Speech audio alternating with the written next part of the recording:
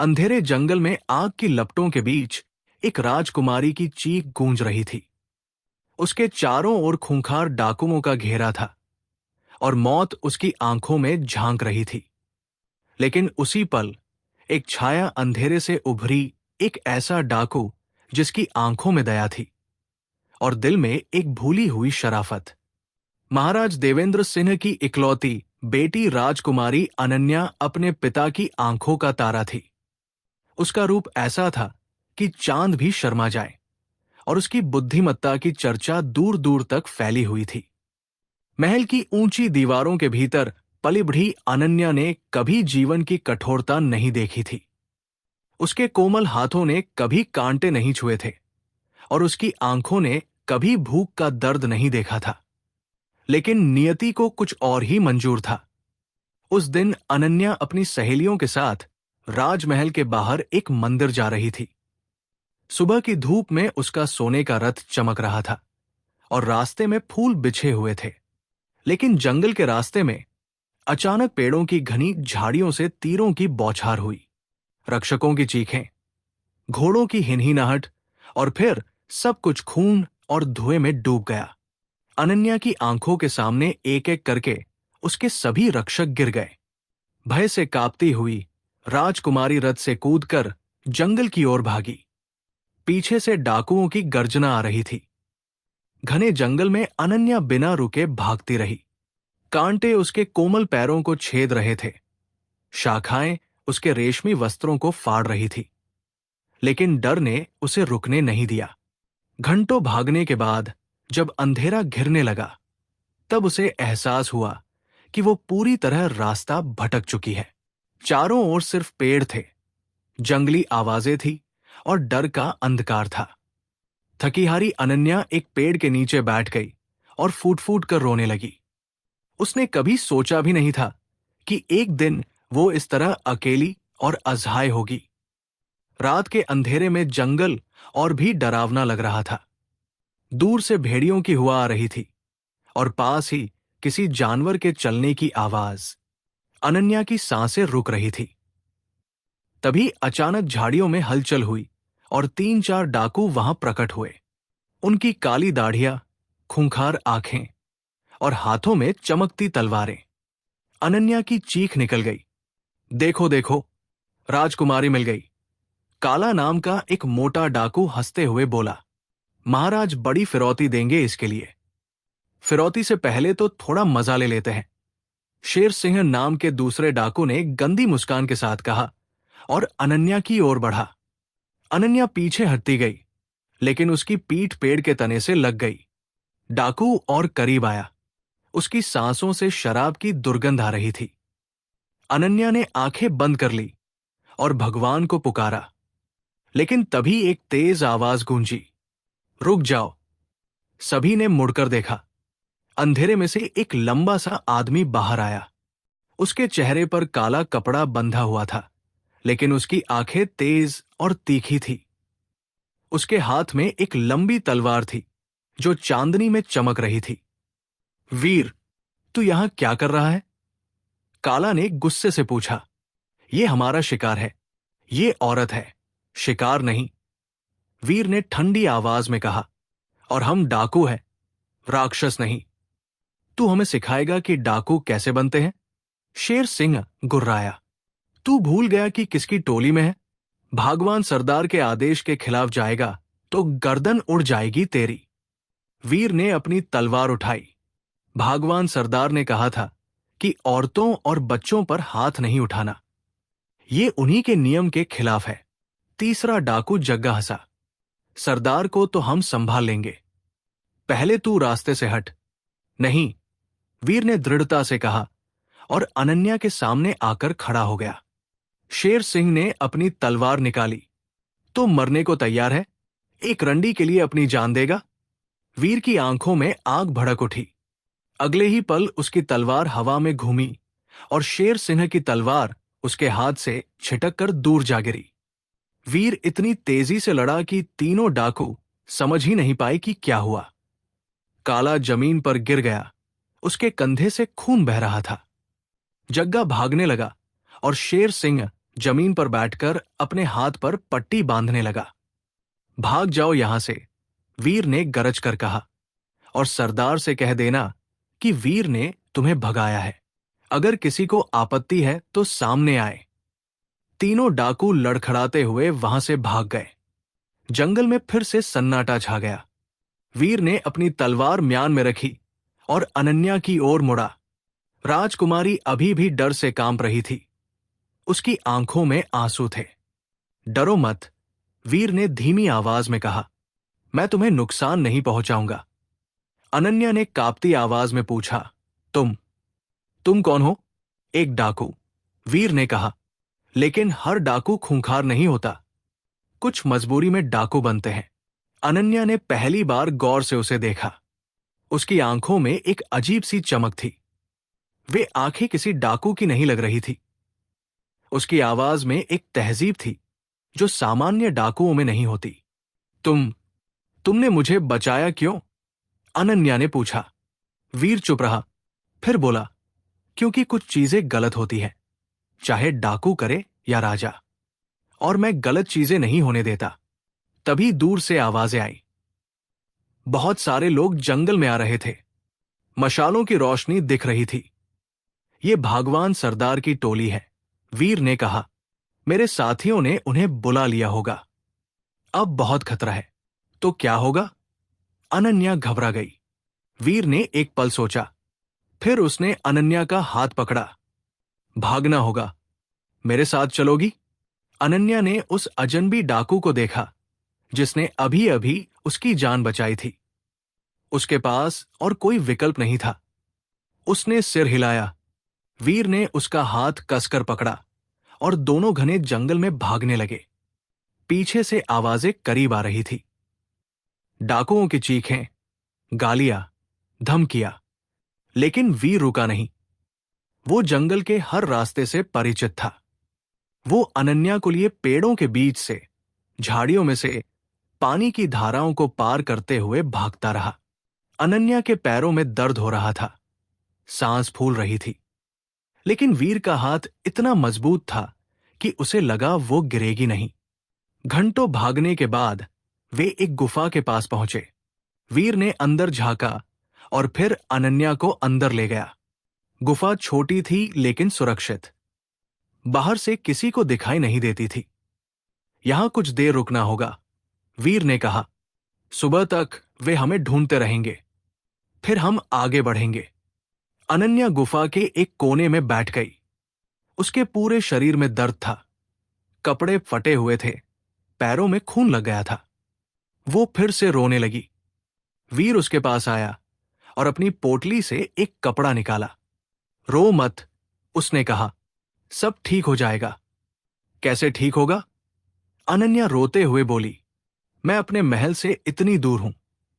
मेरे पिताजी को पता भी नहीं कि मैं कहां हूं, और अब तुम्हारे ही साथी हमारा पीछा कर रहे हैं। हम कहां जाएंगे? क्या करेंगे? वीर ने धीरे से उसके पैरों को साफ किया और घावों पर कुछ जड़ी बूटी लगाई। मैं तुम्हें तुम्हारे पिता के पास पहुंचा दूंगा, लेकिन अभी नहीं। अभी पूरा जंगल खतरनाक है। भागवान सरदार ने मेरे खिलाफ हुक्म दे दिया होगा। उसके 300 डाकू इस जंगल में हैं। 300? अनन्या की आंखें फैल गई। और तुम अकेले? वीर ने पहली बार मुस्कुराने की कोशिश की। मैं अकेला नहीं हूं। तुम होना मेरे साथ। मैं क्या करूंगी?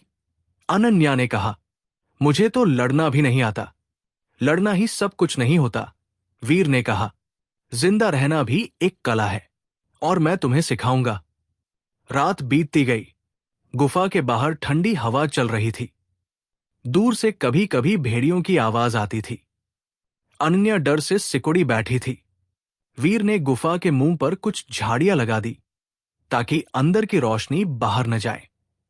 फिर उसने एक छोटी सी आग जलाई। लकड़ियां चटकने लगी और गुफा में गर्माहट फैल गई। तुम्हारा नाम क्या है? वीर ने पूछा। अनन्या, राजकुमारी ने धीरे से कहा। राजकुमारी अनन्या। राजकुमारी, वीर ने दोहराया। मैंने सोचा भी नहीं था कि कभी राजकुमारी से बात करूंगा। और तुम्हारा नाम सिर्फ वीर है? अनन्या ने पूछा। वीर चुप हो गया, फिर बोला, हाँ, बस वीर, बाकी सब कुछ तो मैं बहुत पहले खो चुका। अनन्या ने उसकी आंखों में एक गहरा दर्द देखा। तुम डाकू कैसे बने? तुम तो अलग लगते हो। वीर ने आग को देखा। कहानी लंबी है राजकुमारी, और इतनी दर्दनाक कि सुनकर तुम्हारी नींद उड़ जाएगी। मुझे सुनानी चाहिए, अनन्या ने कहा। मैं जानना चाहती हूं कि जिस आदमी ने मेरी जान बचाई वो कौन है। वीर ने लंबी सांस ली। ठीक है, लेकिन याद रखना, ये कहानी खुशी की नहीं है। और फिर वीर ने अपनी कहानी सुनानी शुरू की। वो कभी राजकुमार था, राजकुमार वीरेंद्र, पड़ोसी राज्य अमरगढ़ का युवराज। उसका राज्य समृद्ध था, प्रजा खुश थी, लेकिन उसके चाचा रणवीर सिंह को राजगद्दी चाहिए थी। उसने एक साजिश रची, राजा को जहर दिया और युवराज वीरेंद्र पर आरोप लगा दिया। रात को ही उसे गिरफ्तार करने आए तो वीरेंद्र को अपने एक विश्वास पात्र सेवक ने भगा दिया। वो जंगल में भाग गया। उसके पीछे सैनिक लगे रहे। महीनों तक वो जंगल में छिपा रहा, भूखा प्यासा, घायल। फिर एक दिन भागवान सरदार की डाकू टोली ने उसे पाया। वे उसे मारने वाले थे, लेकिन वीरेंद्र ने उनके सामने अपनी कहानी रखी। भागवान सरदार को दया आ गई और उसने वीरेंद्र को अपनी टोली में शामिल कर लिया। नाम बदलकर सिर्फ वीर रख दिया। तो तुम राजकुमार हो? अनन्या हैरान थी। था, वीर ने कहा। अब तो सिर्फ एक डाकू हूं, बेघर, बेनाम, बेइज्जत। लेकिन तुमने अपना राज्य वापस लेने की कोशिश क्यों नहीं की? किससे लड़ूं? वीर ने कहा। मेरे चाचा ने पूरी सेना अपने साथ कर ली है। प्रजा को लगता है मैंने अपने पिता को मारा। मेरे पास कोई सबूत नहीं है, और अब तो मैं डाकू हूं। अगर पकड़ा गया तो फांसी पक्की है। अनन्या ने अपना हाथ वीर के हाथ पर रखा। मुझे अफसोस है, तुम्हारे साथ बहुत गलत हुआ। वीर ने उसकी ओर देखा। राजकुमारी की आंखों में सच्ची सहानुभूति थी। पहली बार किसी ने उसकी बात पर विश्वास किया था। पहली बार किसी ने उसे राक्षस नहीं, इंसान समझा था।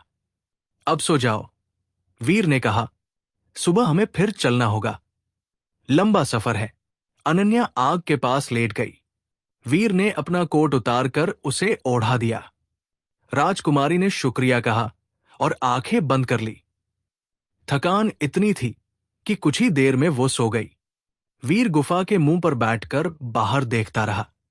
रात का अंधेरा गहरा था। कहीं दूर से उल्लुओं की आवाज आ रही थी। वो सोच रहा था कि उसने क्या कर दिया। अपनी ही टोली से दुश्मनी मोल ले ली एक राजकुमारी के लिए।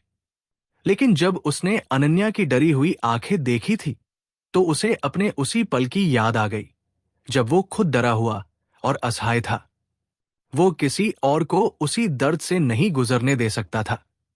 सुबह होते ही दोनों फिर चल पड़े। जंगल सुबह की रोशनी में भी उतना ही डरावना लग रहा था।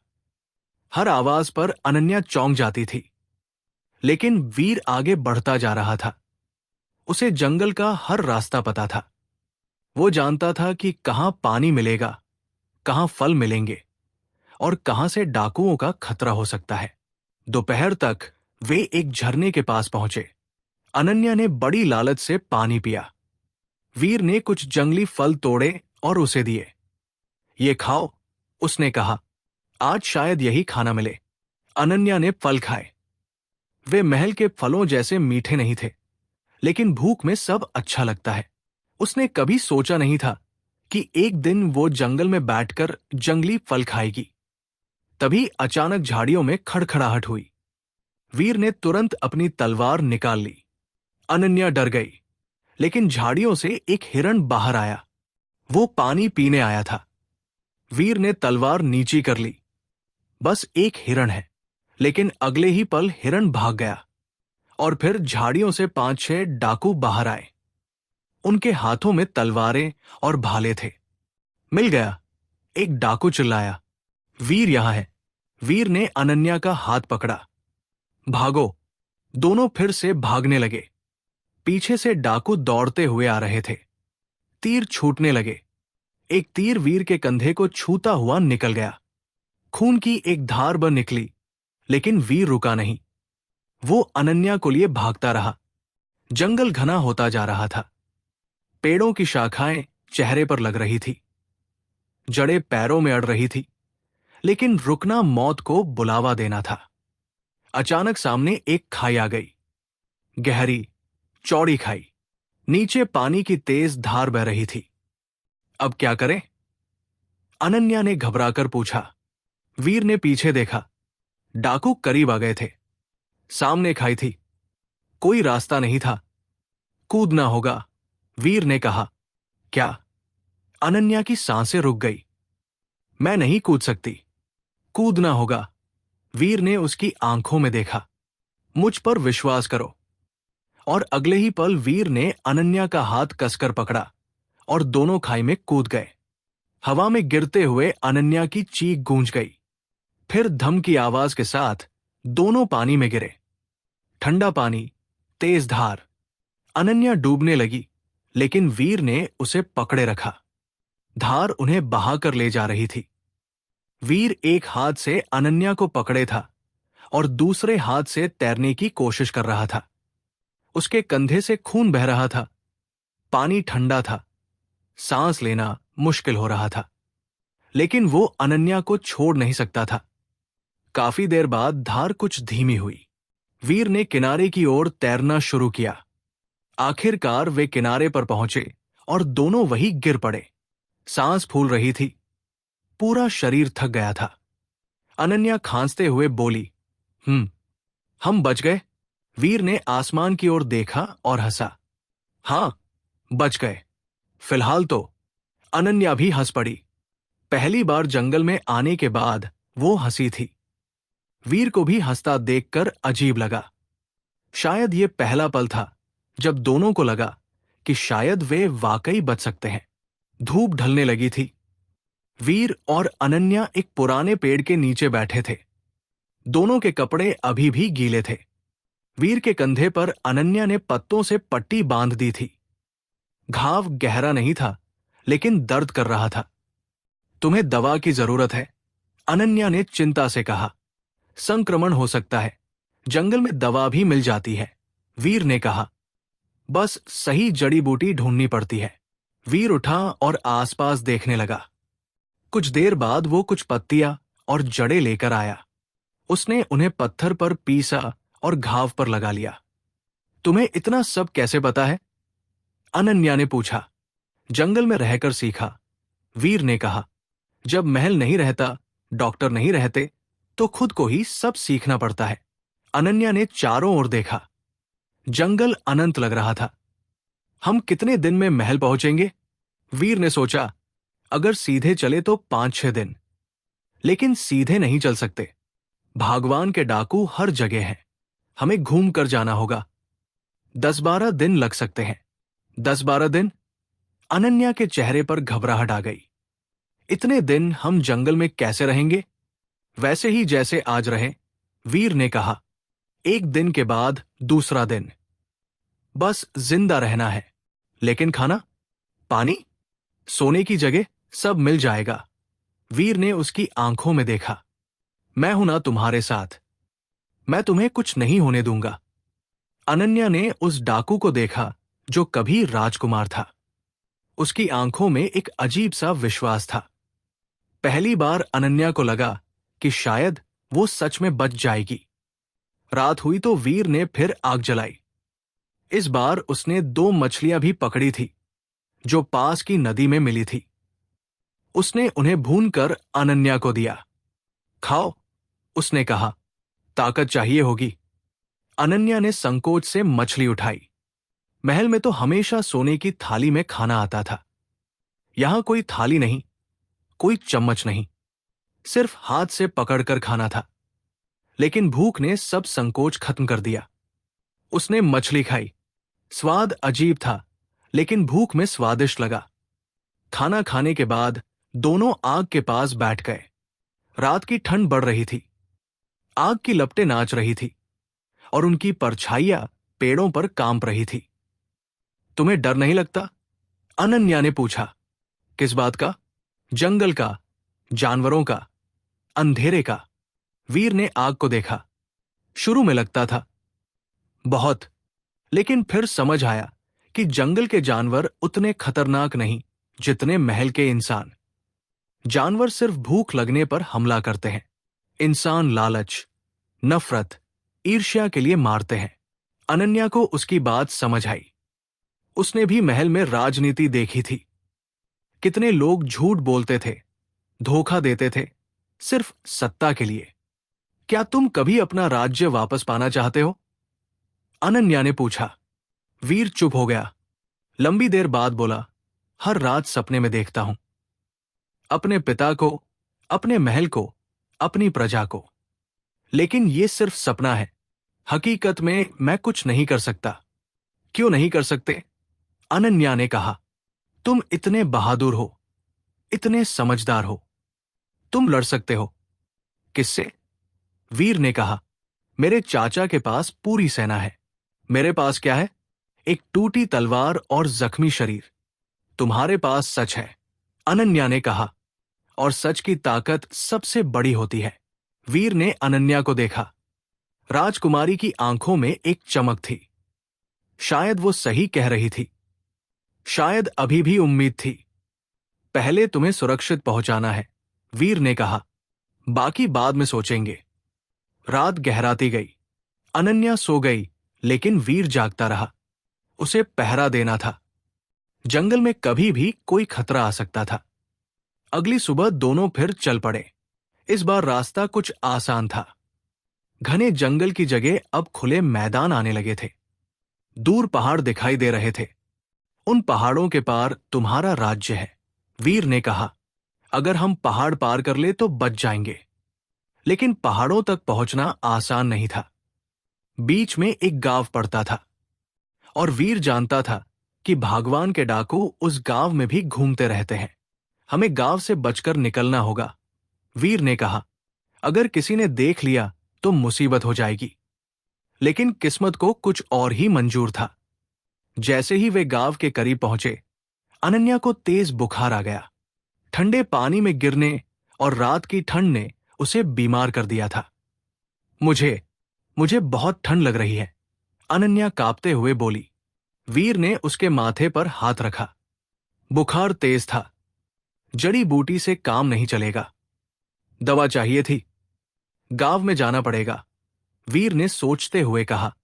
तुम्हें दवा चाहिए, लेकिन खतरा, तुम्हारी जान ज्यादा जरूरी है, वीर ने कहा। वीर ने अनन्या को एक पेड़ के नीचे छिपाया और गांव की ओर चल दिया। गांव छोटा था। कुछ झोपड़ियां, एक कुआं और एक छोटी सी दुकान। वीर ने अपना चेहरा कपड़े से ढांपा और दुकान में गया। दुकानदार एक बूढ़ा आदमी था। वीर ने उससे बुखार की दवा मांगी। बुखार किसे है? दुकानदार ने पूछा। मेरी बहन को, वीर ने झूठ बोला। दुकानदार ने उसे जड़ी बूटी और कुछ दवा दी। वीर ने पैसे दिए और जाने लगा।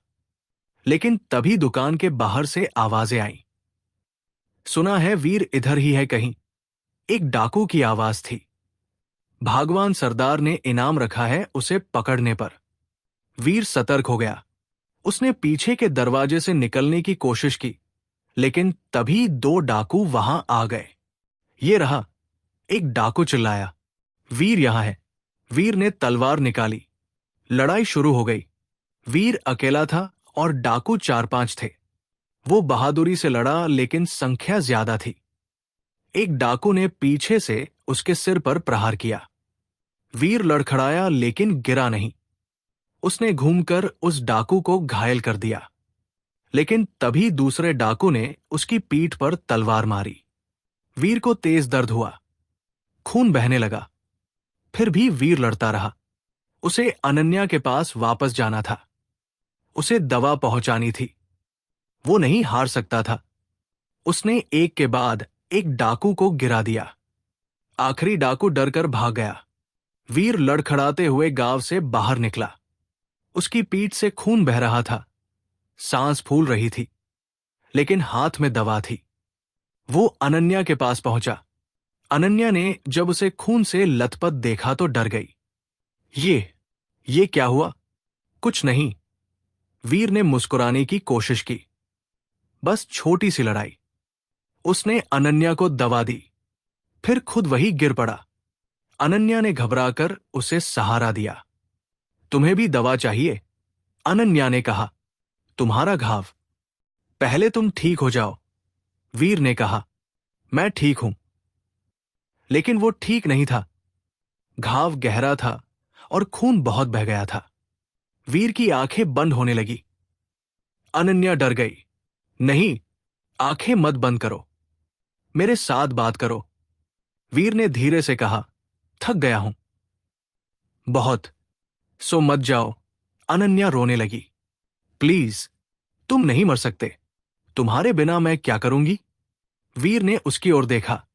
आंसू बह रहे थे राजकुमारी की आंखों से। उसके लिए रो रही थी। एक डाकू के लिए। यह विचार वीर को अजीब लगा। रो मत, वीर ने धीरे से कहा। मैं ठीक हो जाऊंगा। अनन्या ने जल्दी से अपने कपड़े फाड़े और वीर के घाव पर पट्टी बांधी। उसके हाथ कांप रहे थे, लेकिन उसने हिम्मत नहीं हारी। वो नहीं जानती थी कि सही तरीका क्या है, लेकिन उसने वैसा ही किया जैसा वीर ने उसके घाव पर किया था। फिर अनन्या ने वीर का सिर अपनी गोद में रखा और उसके बालों में हाथ फेरती रही। तुम ठीक हो जाओगे, वो बार बार कहती रही। तुम्हें ठीक होना ही पड़ेगा। रात भर अनन्या वीर के पास बैठी रही। उसने पहली बार किसी की सेवा की थी। महल में तो हमेशा नौकर होते थे, लेकिन आज वो खुद किसी की सेवा कर रही थी, और ये अजीब तरह से अच्छा लग रहा था। सुबह होते होते वीर की हालत कुछ बेहतर हुई। बुखार कम हुआ था। उसने आंखें खोली तो अनन्या को अपने पास बैठा पाया। उसकी आंखें लाल थी, रात भर रोने और जागने से। तुम तुम ठीक हो? वीर ने पूछा। मैं ठीक हूं, अनन्या ने कहा।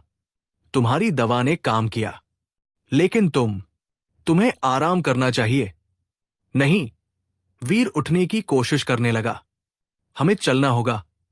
गांव के डाकुओं ने मुझे देख लिया है। जल्दी ही और भी आ जाएंगे। लेकिन तुम इस हालत में नहीं चल सकते।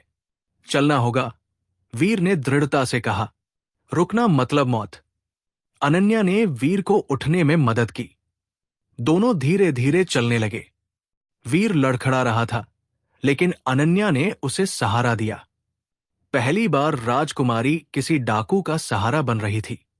वे पूरा दिन चलते रहे, धीरे धीरे लेकिन लगातार। शाम तक वे पहाड़ों की तलहटी में पहुंच गए। यहां एक गुफा थी। वीर ने कहा कि यह सुरक्षित जगह है। गुफा के अंदर दोनों ने आराम किया। वीर का घाव अभी भी दर्द कर रहा था, लेकिन बेहतर था। अनन्या ने फिर से पट्टी बदली और नई जड़ी बूटी लगाई। तुम सीख रही हो, वीर ने मुस्कुराते हुए कहा। तुमसे, अनन्या ने कहा। तुम अच्छे गुरु हो। दोनों की आंखें मिली। कुछ पल के लिए समय थम सा गया। वीर ने अनन्या को इतने करीब से पहली बार देखा। उसकी आंखें कितनी सुंदर थी। उसके बाल उसके चेहरे पर लहरा रहे थे। वो राजकुमारी थी, लेकिन इस पल वो सिर्फ एक लड़की लग रही थी। एक ऐसी लड़की जिसने उसकी जान बचाई थी। अनन्या भी वीर को देख रही थी। उसके चेहरे पर घाव थे, आंखों में थकान थी, लेकिन फिर भी वो बहुत खूबसूरत लग रहा था। ये वही आदमी था जिसने अपनी जान पर खेलकर उसे बचाया था। एक डाकू, लेकिन किसी भी राजकुमार से बेहतर। अनन्या, वीर ने धीरे से कहा। हां, मुझे मुझे तुमसे कुछ कहना है। अनन्या का दिल तेजी से धड़कने लगा। क्या? वीर ने उसका हाथ पकड़ा। मैं जानता हूं कि मैं सिर्फ एक डाकू हूं। तुम राजकुमारी हो। हमारे बीच जमीन आसमान का फर्क है, लेकिन फिर भी इन कुछ दिनों में मुझे तुमसे। तभी बाहर से आवाजें आई। बहुत सारे लोग गुफा की ओर आ रहे थे। वीर ने झटके से हाथ छोड़ दिया और तलवार उठा ली। वे आ गए, वीर ने कहा। भगवान के डाकू। गुफा के बाहर 10-12 डाकू खड़े थे और उनके बीच में खड़ा था भागवान सरदार, एक विशालकाय आदमी जिसकी दाढ़ी घुटनों तक थी और आंखें आग की तरह जल रही थी। वीर, भागवान की गर्जना गुफा में गूंजी। बाहर आ, तूने मेरे साथ विश्वासघात किया है। वीर गुफा से बाहर आया। अनन्या पीछे पीछे आई। मैंने कोई विश्वासघात नहीं किया, वीर ने कहा। मैंने सिर्फ एक औरत को बचाया। ये हमारे नियम के खिलाफ नहीं है। नियम मैं बनाता हूं। भागवान चिल्लाया। और तूने मेरे लोगों को घायल किया। ये विश्वासघात नहीं तो क्या है? उन्होंने राजकुमारी पर हमला किया था, वीर ने कहा। मैंने सिर्फ उसे बचाया। भागवान ने अनन्या को देखा। राजकुमारी? अच्छा, तो इसी के लिए तूने सब कुछ दांव पर लगा दिया? एक औरत के लिए? ये सिर्फ औरत नहीं है, वीर ने कहा। ये इंसान है और इंसान को बचाना गलत नहीं है। भागवान हंसा। तू बहुत बदल गया है वीर। राजकुमार वीरेंद्र अब डाकू बन गया, लेकिन दिल अभी भी राजकुमार वाला है। ये जंगल में नहीं चलता। वीर ने अपनी तलवार उठाई। मुझे लड़ना पड़े तो मैं लड़ूंगा, लेकिन राजकुमारी को मैं नहीं जाने दूंगा। तू अकेला है, भागवान ने कहा। हम 12 हैं। जीत नहीं सकता। जीत हार की परवाह नहीं, वीर ने कहा। सही काम करने की परवाह है। भागवान ने अपना भाला उठाया। तो मर जा। और लड़ाई शुरू हो गई। वीर अकेला था, लेकिन बहादुरी से लड़ रहा था। उसकी तलवार बिजली की तरह चमक रही थी। एक एक करके डाकू गिर रहे थे, लेकिन वीर भी घायल था पहले से। उसकी ताकत कम होती जा रही थी। अनन्या ये सब देख रही थी और रो रही थी। वो कुछ नहीं कर सकती थी। वो बेबस थी। तभी वीर को एक डाकू ने पीछे से धक्का दिया। वीर गिर गया। भागवान ने अपना भाला उठाया और वीर पर वार करने जा रहा था। अनन्या ने चीख मारी। रुको! सब रुक गए। अनन्या आगे आई। मुझे ले लो, अनन्या ने कहा। मेरे पिता बड़ी फिरौती देंगे, लेकिन उसे जाने दो, प्लीज। भागवान ने सोचा, फिर बोला, ठीक है, राजकुमारी तो हमें चाहिए ही थी। वीर को जाने देते हैं। नहीं, वीर चिल्लाया। अनन्या मत जाओ। लेकिन डाकुओं ने अनन्या को पकड़ लिया। वीर उठने की कोशिश कर रहा था, लेकिन उसमें ताकत नहीं बची थी। अनन्या ने आखिरी बार वीर को देखा। उसकी आंखों में आंसू थे। जो तुम कहना चाहते थे, उसने कहा। मुझे भी वही कहना था। मुझे भी तुमसे प्यार हो गया है। और फिर डाकू अनन्या को लेकर चले गए। वीर वही जमीन पर बेसहारा पड़ा रहा। उसकी आंखों से आंसू बह रहे थे। उसने अनन्या को खो दिया। 3 दिन बीत गए थे। वीर अभी भी उसी जगह पर था। उसके घाव सूख गए थे, लेकिन दिल का घाव ताजा था। अनन्या की आखिरी बातें उसके कानों में गूंज रही थी। मुझे भी तुमसे प्यार हो गया है। वो प्यार जो अभी कहा गया था, अभी छीन भी गया था। वीर जानता था कि भगवान अनन्या को अपनी गुफा में ले गया होगा। वो गुफा जंगल के सबसे गहरे हिस्से में थी, जहां पहुंचना नामुमकिन था। चारों ओर पहरेदार होंगे, जाल बिछे होंगे, लेकिन वीर को जाना ही था। अनन्या ने उसके लिए खुद को कुर्बान कर दिया था। अब उसकी बारी थी। वीर उठा और अपनी तलवार उठाई।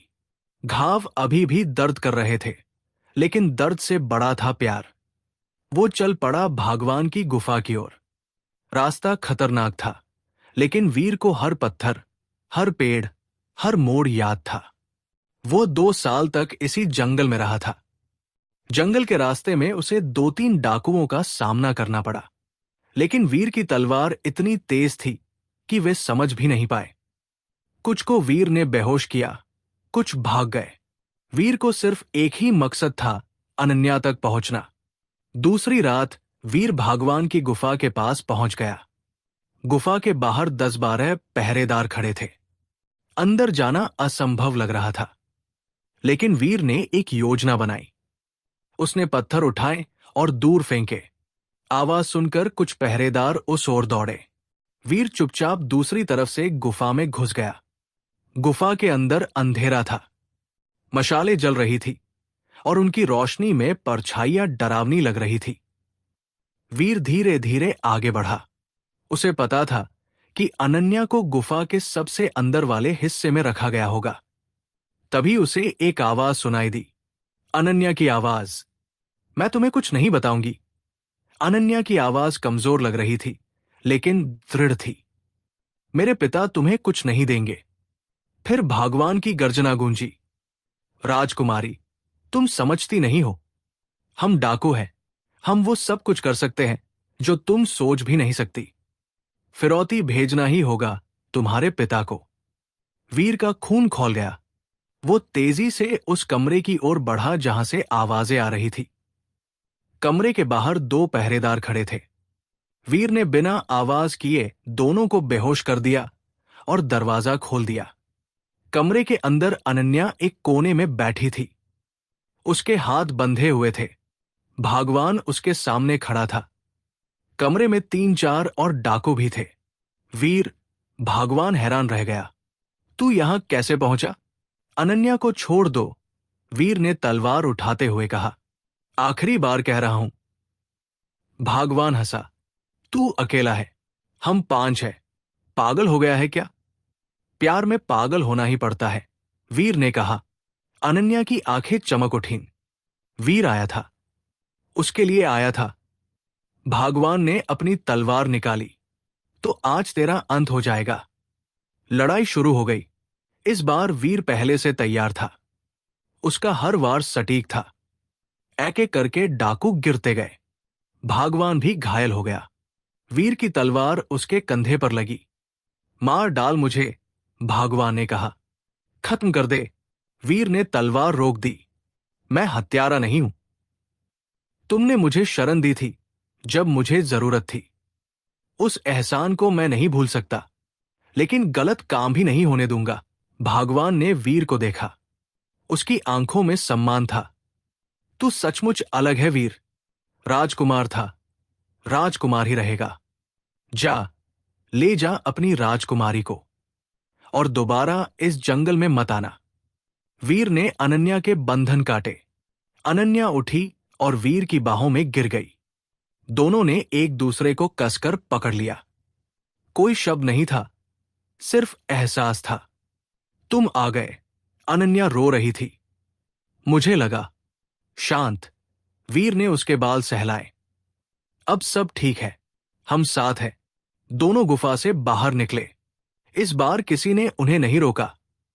भगवान ने अपने सभी डाकुओं को हुक्म दे दिया था कि वीर और अनन्या को जाने दिया जाए। अगले 2 दिन तक वीर और अनन्या पहाड़ों की ओर चलते रहे। रास्ता कठिन था, लेकिन दोनों साथ थे। उन्होंने साथ मिलकर भूख सही, प्यास सही, ठंड सही, लेकिन हर मुश्किल आसान लग रही थी क्योंकि वे साथ थे। एक रात पहाड़ की चोटी पर दोनों रुके। आसमान में तारे चमक रहे थे। नीचे पूरा जंगल फैला हुआ था। ये सब खत्म हो गया, अनन्या ने कहा। कल हम महल पहुंच जाएंगे। हां, वीर ने कहा। उसकी आवाज में एक उदासी थी। अनन्या ने उसे देखा। क्या हुआ? तुम उदास क्यों हो? वीर चुप रहा, फिर बोला, महल पहुंचने के बाद तुम राजकुमारी बन जाओगी, और मैं सिर्फ एक डाकू रहूंगा। अनन्या ने वीर का हाथ पकड़ा। तुम डाकू नहीं हो। तुम वो इंसान हो जिसने मुझे जिंदगी दी। तुम वो इंसान हो जिससे मुझे प्यार है।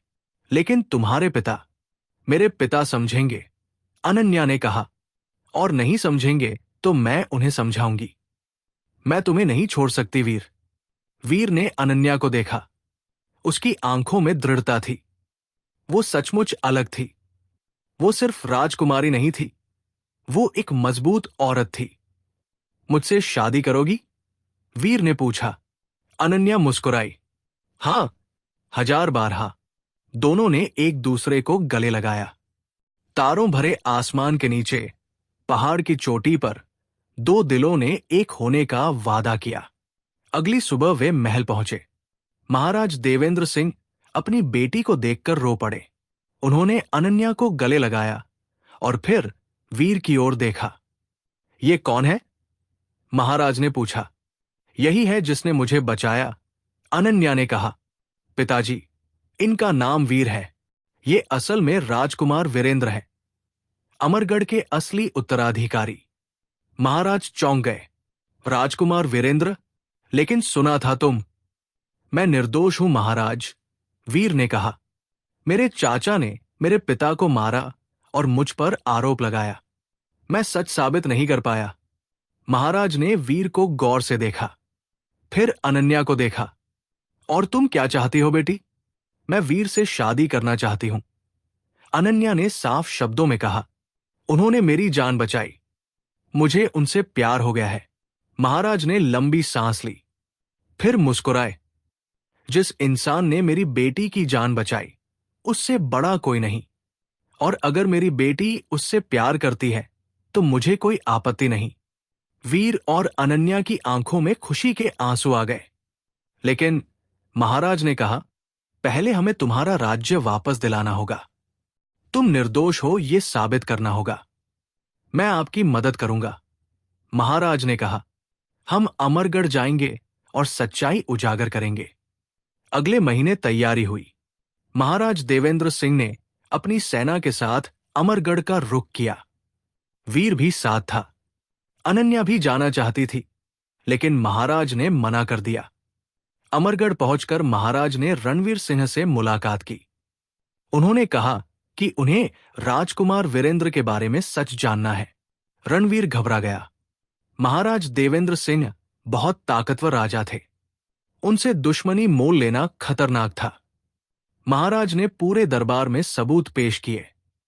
उन्होंने पिछले राजा के सेवक को बुलाया, जो अब बूढ़ा हो गया था। उस सेवक ने सच बताया कि उसने रणवीर को राजा को जहर देते देखा था, लेकिन डर से चुप रहा था। सच सामने आ गया। रणवीर सिंह को गिरफ्तार कर लिया गया। पूरी प्रजा को पता चल गया कि राजकुमार वीरेंद्र निर्दोष थे। लोग वीर को देखकर खुश हो गए। उन्होंने अपने असली राजकुमार का स्वागत किया। वीर को उसका राज्य वापस मिल गया। वो फिर से राजकुमार वीरेंद्र बन गया। लेकिन वो वही इंसान था, दयालु, ईमानदार, बहादुर। कुछ दिनों बाद वीरेंद्र और अनन्या की शादी हुई। पूरे राज्य में जश्न मनाया गया। दोनों राज्यों के लोग खुश थे।